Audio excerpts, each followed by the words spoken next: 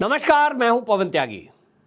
सनातन धर्म को dengue malaria बताकर उसको समाप्त करने की घोषणा करने वाले डीएमके के उदयनिधि स्टालिन और उनके बयान को सपोर्ट करने वाले मल्लिकार्जुन खड़गे के बेटे प्रियांक खड़गे, जो कि कर्नाटक में मंत्री हैं, उन दोनों को लेकर के अब उत्तर प्रदेश में एफआईआर दर्ज कराई गई है। अब इस एफआईआर के बाद आपको बता दें कि योगी सरकार का अब एक्शन होना बाकी है। पुलिस मामले की जांच कर रही है और बयान की जांच के बाद अब आपको बता दें, यह उम्मीद जताई जा रही है कि उत्तर प्रदेश पुलिस इन दोनों नेताओं को पकड़ करके उत्तर प्रदेश की जेल में डालने वाली है। और उसके बाद आप जानते ही हैं, योगी की पुलिस है, अच्छे अच्छे कांपते हैं। वहां तो बुलडोजर की योजना चलती है और अगर ये अपराध सिद्ध हो जाता है कोर्ट से, तो फिर जानिए कि इनके खिलाफ योगी जी का सख्त एक्शन होगा। इस मामले को देखते हुए हालांकि अब ये दोनों नेता घबरा गए हैं, लेकिन जो उदयनिधि स्टालिन हैं, ये जो है अभी कह रहे हैं कि मैं इस मामले में माफी नहीं मांगूंगा। मैंने जो कहा है वो मैंने जाति भेद को लेकर कहा था, यानी हम मामले को घुमा रहे हैं।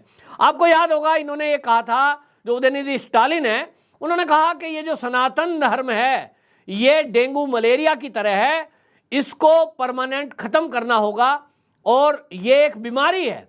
इसी तरह जब ये बात पत्रकारों ने, जो कर्नाटक के मंत्री हैं, उन कर्नाटक के मंत्री से पूछा गया तो उन्होंने इस पर यह जवाब दे दिया, जो मल्लिकार्जुन खड़गे के बेटे हैं प्रियांक खड़गे, उन्होंने कहा देखिए ये जो कहा जा रहा है ये तो ठीक ही कहा जा रहा है, क्योंकि यहाँ जो है छुआछूत की बात है, जाति भेद की बात है, ये जो सनातन धर्म है ये ठीक नहीं है। यानी उन्होंने कंडेम करने के बजाय, ये कहने के बजाय कि भाई सनातन धर्म पे इस तरह की टिप्पणी नहीं करनी चाहिए, किसी की धार्मिक भावनाओं को आहत नहीं करना चाहिए। आप एक चुनी हुई सरकार में मंत्री हैं और कांग्रेस में जो कांग्रेस के पार्टी के अध्यक्ष हैं उनके बेटे हैं, यानी कांग्रेस के कार्यकर्ता मंत्री होने के बावजूद आप कांग्रेस के जो प्रमुख हैं उनके बेटे हो। इसका मतलब तो कांग्रेस की विचारधारा और डीएमके की विचारधारा, दोनों पार्टियों की विचारधारा यह है कि सनातन धर्म को खत्म करें। अभी यह विवाद खत्म भी नहीं हुआ है। इसको लेकर हालांकि आपको बता दें, उत्तर प्रदेश में एफआईआर करा दी गई है। धारा 153A 295A के तहत रामपुर में उत्तर प्रदेश में एफआईआर करा दी गई है और अब इस मामले को लेकर तत्काल पुलिस को गिरफ्तारी करने के लिए कहा जा रहा है। लेकिन आप जैसा जान रहे हैं कि दोनों हाईफाई नेता हैं, एक वहां जो है मुख्यमंत्री का बेटा है एमके स्टालिन का, दूसरा कांग्रेस पार्टी के अध्यक्ष का बेटा है और खुद भी मंत्री हैं, दोनों जने। मामला हाईफाई है और इस मामले में अब पुलिस भी पहले तथ्य जुटाएगी, जांच करेगी और उसके बाद ही कोर्ट के थ्रू उनकी गिरफ्तारी का आदेश लेकर जाना है। इस बीच आप जानते हैं हमारा देश है, अब इसमें न्याय प्रणाली है, दूसरे स्टेट का मामला है, तो अभी हाई कोर्ट आएगा, फिर सुप्रीम कोर्ट आएगा। लेकिन इतना तो तय है कि उत्तर प्रदेश पुलिस का नाम सुनते ही बड़े अच्छे अच्छे कांपने लगते हैं। उत्तर प्रदेश में आपने देख ही लिया है कि कांग्रेस के सहयोगी, चाहे समाजवादी पार्टी के सहयोगी, कितने बड़े बड़े नेता थे, मुख्तार अंसारी हैं, और आपने देखा कि वहाँ अभी कई मंत्रियों के बेटे, उनके खिलाफ भी कार्रवाई हो रही है, चाहे भाजपा के ही क्यों ना हो। तो फिर जो है अतीक अहमद, ऐसे नाम उत्तर प्रदेश में रहे जिनका ये चलता था कि कहते थे उत्तर प्रदेश में तूती बोलती है। लेकिन आज वो कहाँ और किस स्थिति में है, यह है योगी जी की न्याय प्रणाली, जिसकी चर्चा भारत ही नहीं तो दुनिया में है। तो अब इसको लेकर ये दोनों नेता, हालांकि इनको अभी अहंकार है, इनको लगता है कि हमारे पास तो बहुत बड़े बड़े वकील हैं, हम तो सुप्रीम कोर्ट में वकीलों की फौज खड़ी कर देंगे, हमारे पास तो बहुत पैसा है, हो सकता है कानूनी पचड़ों में ये तत्काल गिरफ्तारी इनकी ना हो। लेकिन ये तो समझ में पूरे देश को आ गया है और कम से कम सनातनियों को ये समझ में आ गया है कि कांग्रेस का एक सूत्री कार्यक्रम देश की आजादी के बाद से यही चल रहा है, सनातनियों को कैसे समाप्त किया जाए। कोशिशें हुई हैं, कोशिश शक से हुई, हूण से हुई, यवन आए, फिर मुगल भी आए, और मुगल आए तो 800 साल देश के अलग अलग हिस्सों में आक्रमण करते रहे, लेकिन पूरे देश में कभी भी एक साथ कब्जा नहीं कर पाए। खास तौर पे दक्षिण के जो आप देखेंगे प्रांत हैं, वहां ये मुगल आक्रमणकारी नहीं पहुंच पाए, जिसके कारण वहां आप देखेंगे मंदिर सुरक्षित हैं। मंदिर जो है, राम मंदिर टूट गया, मथुरा का मंदिर है, वहां पर मस्जिद बन गई। आपने देखा कि इस भूभाग में राजस्थान तक वो प्रहार हुए हैं। लेकिन जो ये हमें पढ़ाया जाता रहा कि 800 साल मुगलों ने शासन किया हमारे देश पर नहीं किया, देश के कुछ हिस्से पर किया, दक्षिण में पहुंच भी नहीं पाए। और उसका कारण था कि वहां जो संस्कृति है, वहां के जो लोग हैं, वो इस बात के लिए जाने जाते थे, लड़ाई के लिए जाने जाते थे, और इसीलिए कभी उधर जाने की हिम्मत नहीं हुई। दूसरा, इसलिए आपको बताएं, वो संस्कृति को नष्ट करने का प्रयास तो तब से हुआ, वो नहीं कर पाए। मेरा बताने का मतलब यही है कि शक, यवन और हूण आए, फिर मुगल आए, 800 साल आक्रमण होते रहे, सोमनाथ मंदिर को लूट कर ले गए। ये हुआ है, लूट खसूट मचाई है, विध्वंस किए गए हैं, कत्लेआम मचाए हैं, लेकिन नष्ट नहीं कर पाए। अंग्रेज आए, 200 साल रहे, उन 200 साल अंग्रेजों के कार्यकाल में भी यही काम हुआ है। मिशनरीज के जरिए हिंदुओं को कन्वर्ट करो और हिंदुओं को खत्म कर दो, यानी सनातन संस्कृति को खत्म करने का प्रयास। एक तरफ मिशनरीज के जरिए कन्वर्ट किया गया, लोगों को कन्वर्जन किया गया, दूसरी तरफ मैकाले की शिक्षा पद्धति लागू करके हमारे जो धार्मिक ग्रंथ हैं उसका ज्ञान हमें ना रहे, उसका भान हमें ना रहे, उसको भुलाने का षड्यंत्र किया गया। कांग्रेस ने इसको आगे बढ़ाया, और कांग्रेस ने क्या किया, वो जो अंग्रेजों की बनाई हुई हमारे देश की शिक्षा पद्धति थी, यानी हमारी जो मूल शिक्षा पद्धति थी, वो तो गुरुकुल पद्धति थी, उसको नहीं बढ़ाया, उसको कोई सपोर्ट नहीं किया, जबकि करने की जरूरत थी। देश आजाद हो गया तो हमारी जो मूल संस्कृति थी उसके संवाहक संरक्षण के लिए सरकारों को काम करना चाहिए, लेकिन उनको बढ़ावा नहीं दिया। अल्पसंख्यक कल्याण मंत्रालय तो बनाया, अब उस अल्पसंख्यक कल्याण मंत्रालय में खाली उन 2 धर्मों के लिए खुली छुट्टी दे दी। वो अपने स्कूल अलग बनाएं, वो मदरसे बनाएं, गुरुकुल नहीं बनेगा।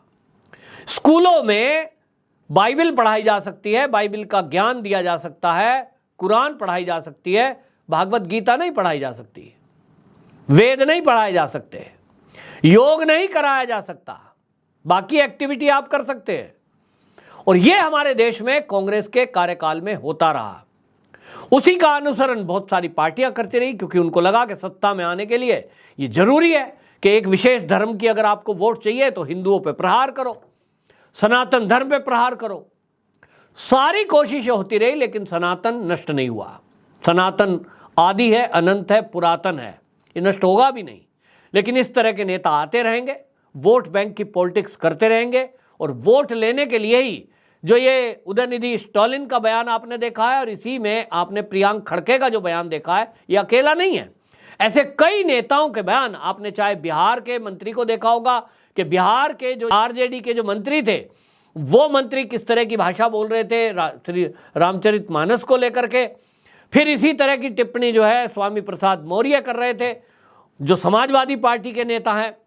और अभी जो है फिर से कर्नाटक के गृह मंत्री हैं गंगाधरैया परमेश्वर, वो गंगाधरैया परमेश्वर नाम उनका है, लेकिन वो क्या बयान दे रहे हैं, वो कह रहे हैं कि जैन धर्म का कब जन्म हुआ ये हमें पता है, इस्लाम धर्म का जन्म कब हुआ ये हमें पता है, ईसाई धर्म का कब से प्रारंभ हुआ ये हमें पता है, हिंदू के बारे में डाउट है।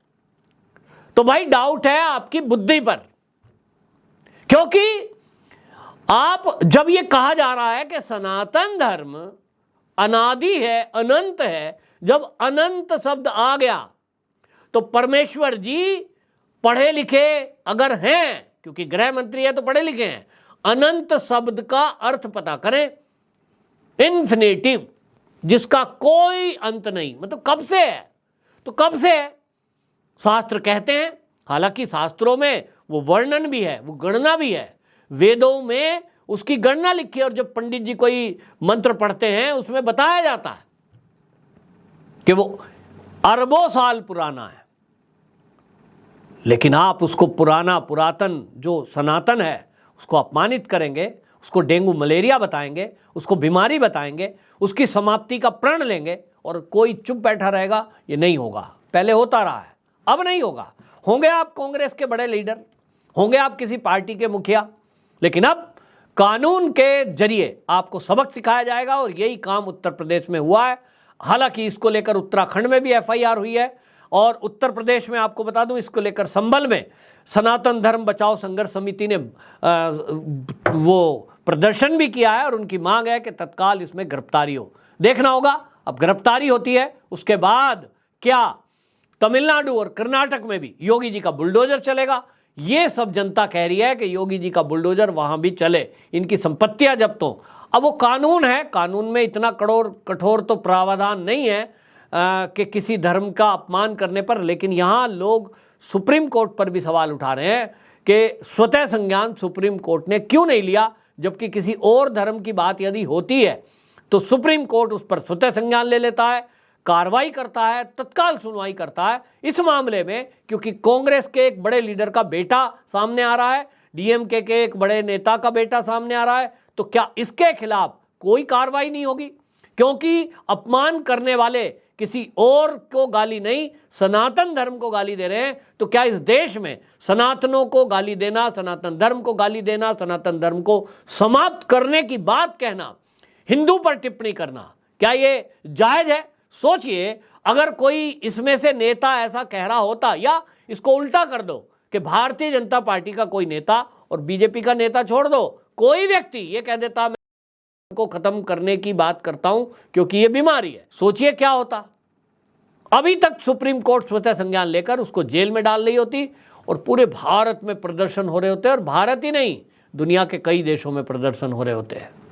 लेकिन इस देश का दुर्भाग्य देखिए, हम सनातनियों का दुर्भाग्य देखिए कि ये देश सनातनियों का है, लेकिन यहां सनातनियों को खूब गाली दे सकते हो, सनातनियों को खत्म करने की बात कर सकते हो, सनातनियों को धर्मांतरित कर सकते हो। अभी हाल ही में सुप्रीम कोर्ट में एक मामला गया कन्वर्जन का, सुप्रीम कोर्ट ने सुनने को मना कर दिया, कह दिया हम नहीं इस पर सुनवाई करते, आप लोग कोर्ट का दुरुपयोग करते हैं।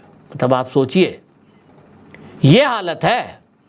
और इस हालत में अब कानून कड़े करने पड़ेंगे, परिवर्तन करना पड़ेगा, ये मांग उठ रही है।